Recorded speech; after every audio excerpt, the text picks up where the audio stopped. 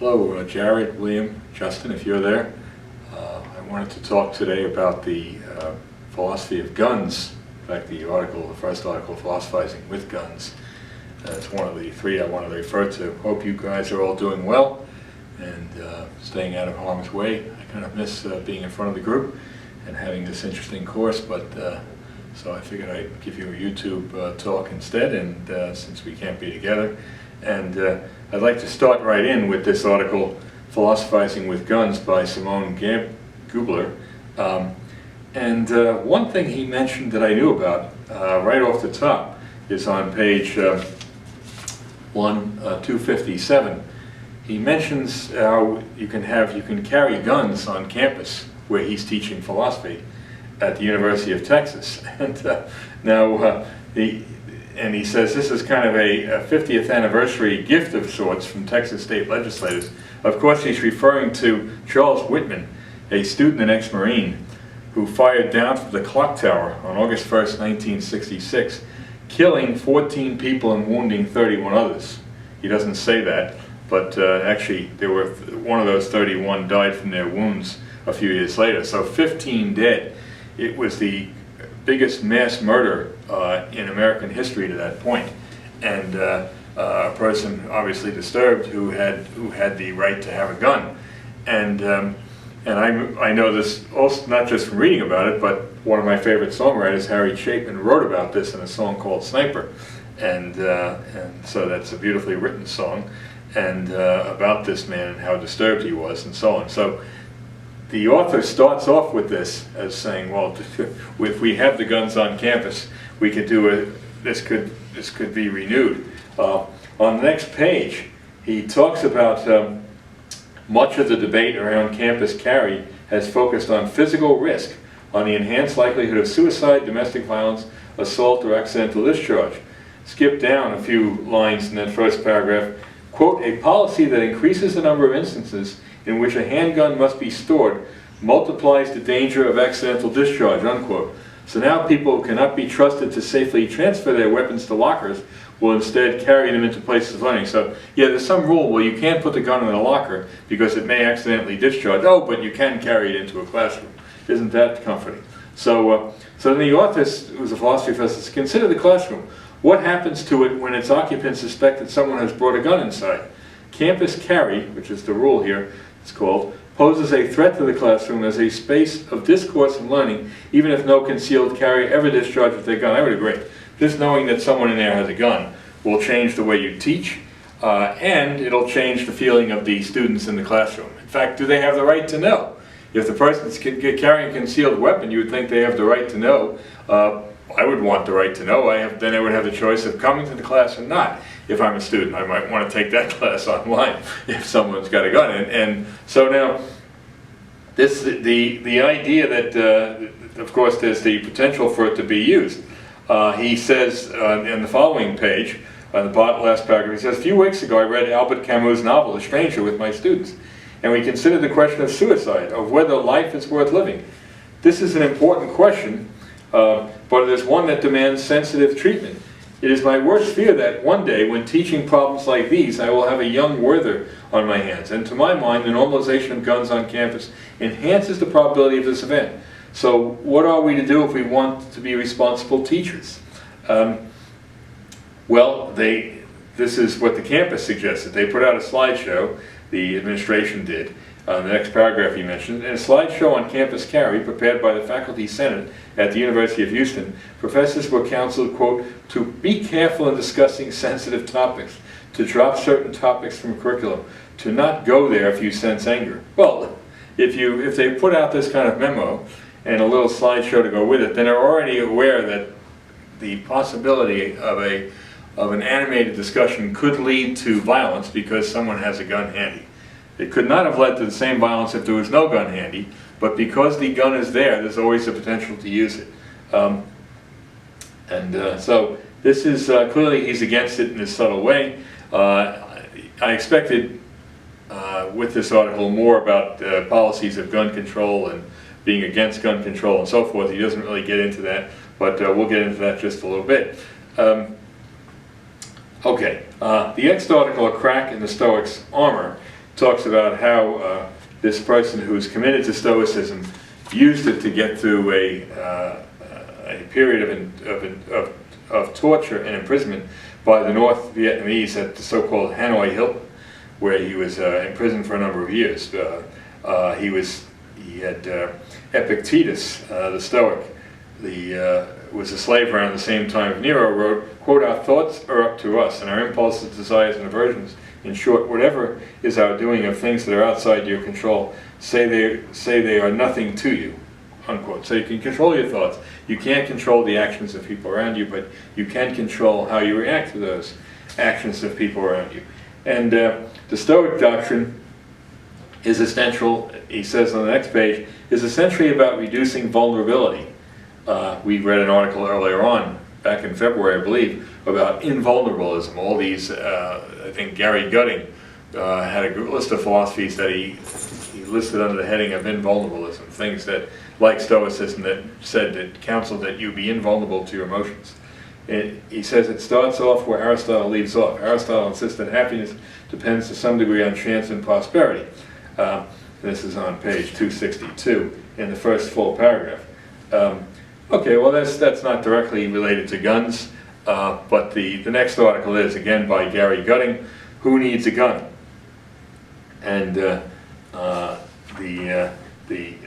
Gary gets into several things related to guns control. Here's where I want to digress for a second. I go to proandcon.org, and you have arguments for and against gun control laws. I'll say right up front that it's gun-control.procon.org/. Should more gun control laws be enacted? I'll say right up front that I'm for gun control.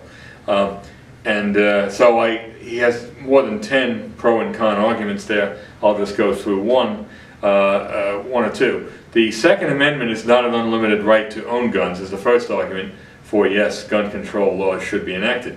Justice Scalia, by no means liberal on the left of this argument, wrote, like most rights, the right secured by the Second Amendment, the right to bear arms, that is not unlimited.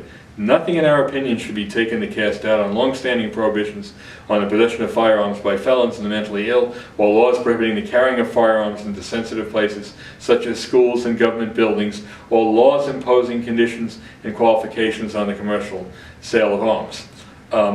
And he mentions a court case on June 9, 2016. The U.S. Ninth Circuit Court of Appeals ruled 7-4 that, quote, the right of the general public is not and never has been protected by the Second Amendment.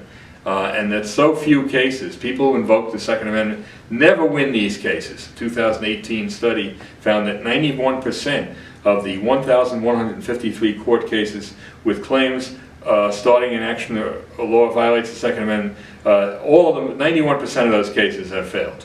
So no one wins this argument by invoking the Second Amendment, because the Second Amendment says the right to bear arms is related to your being part of a militia. That's when that was written, and that's 200 years ago. Most people are not part of a militia, so it's a red herring to invoke the Second Amendment. The second pro here, more gun control laws would reduce gun deaths. I won't go through all the statistics, but there were just between the 17-year period, 1999 to 2016, there were 572,000 gun deaths, broken down into 336,000 suicides, which is 58% of them, 213,000 homicides, and 11,248 unintentional deaths. And guns were the leading cause of death by homicide and by suicide. A study in the New England Journal of Medicine found that firearms were the second leading causes of death for children, responsible for 15% of child deaths compared to 20% in motor vehicle crashes. So study after study shows that guns seem to be associated with deaths here. Gun licensing laws were associated with a 14% decrease in firearm homicides, while increase in firearm homicides were seen in places with right to carry and stand your ground laws. And one more thing about that second pro. A Lancet study in March 2016 implementing universal background checks could reduce firearm deaths by 57% for ammunition purchases, and could reduce deaths by a projected 80.7% altogether. Okay. Finally, this is my pet peeve, the high-capacity magazines that we see used in so many of these mass slaughters, like the slaughter in Las Vegas, where the gunman shot people from his hotel window. A high-capacity magazine can carry anywhere from 30 to 90 rounds in one clip. And a Mother Jones investigation found that high-capacity magazines were used in 50% of the 62 mass shootings in the last 30 years. That is between 1982 and 2012. So all those we've heard about, when high-capacity magazines were used in mass shootings, the death rate rose 63% and the injury rate rose 156%. What Mother Jones noted in the article, a high-capacity magazine, quote, turns a killer into a killing machine. So why shouldn't there then be limits on the size of the magazine that you could use? Now, one of the con arguments against it, I'm going to bring up, is just a red herring. The con argument says that gun control laws infringe upon the right of self-defense and deny people a sense of safety.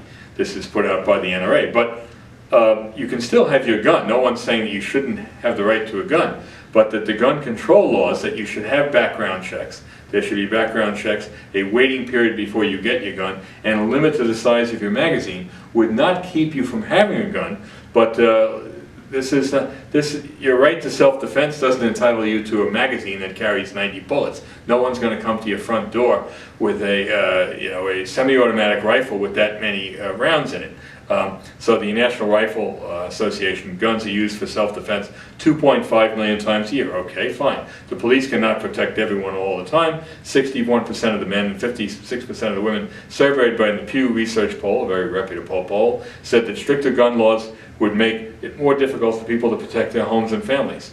But, as I said, this is a red herring. It doesn't address the issue of smaller magazines. Okay, I'm going to go back to this Gary Gutting article, the last 2 pages of it. Who needs a gun? It starts on page 265. I want to go to 266. Now, guns, he says in the 3rd paragraph, do have other uses than defense against attackers. There may, for example, still be a few people who actually need to hunt to feed their families. But he says, the author says in reply, most hunting now is recreational and does not require keeping weapons at home. So even if you say that we should have the guns for hunting, we don't need to keep those weapons in our houses. Hunters and their families would be much safer if the guns and ammunition were securely stored away from their homes and available only to those with licenses during the appropriate season. Target shooting, likewise, does not require keeping guns at home. It says, finally, there's the idea that citizens need guns so they can, if need be, oppose the force of a repressive government. Those who think there are current or future government actions in this country that would require armed resistance are living a paranoid fantasy. The idea that American citizens could stand up to our military is beyond fantasy. That's, if the government was to turn on you, would you really need, your guns really going to help you? The American military versus your repeating rifle? This is, as he says, a paranoid fantasy. It's never going to be the case that you would need these guns at home in case tanks come rolling up on your property or someone mounts bazookas outside. And so it's kind of a utilitarian argument that he finally settles with, you'll notice in the last paragraph on 266. Once we balance the potential harms and goods, most of us, including many current gun owners, don't have a good reason to keep guns in their homes. This conclusion follows quite apart from whether we have a right to own guns or what restrictions should we put on this right. So, this is like the argument I just brought up from the probecon.org. The argument about reducing magazine size holds quite apart from whether we want to allow people to have their guns. Premise, we allow people to have their guns. It does not follow from that premise they should have a magazine size that contains, can allow for 30 to 90 rounds. So too, just because we allow people their guns doesn't mean they should have the guns in their home. The conclusion follows quite apart from whether they have a right to own guns or what restrictions should be put on this right. Also, the conclusion derives from what makes sense for each of us as individuals, and so it doesn't require support from contested interpretations of statistical data. So, on balance, the reasons for having guns in your home, he thinks, are outweighed by the reasons against having guns in our home. Finally, in 267, the next to last paragraph, he says, on the most basic level, much of our deadly violence occurs because we so often have guns readily available. Their mere presence makes suicide, domestic violence, and accidents more likely. The fewer people with guns in hand, the less gun violence. I think that's a very persuasive argument. I'm going to end the argument on gun control that way. I think I've always liked this topic. I expected someone in logic class, when he was talking about guns, you both in my logic class, to bring this up. A couple weeks ago, he ended up talking about guns in the military instead of this right to guns. So I got interested in procon.org there. But anyway, stay well, fellas. I'll see you soon. Bye.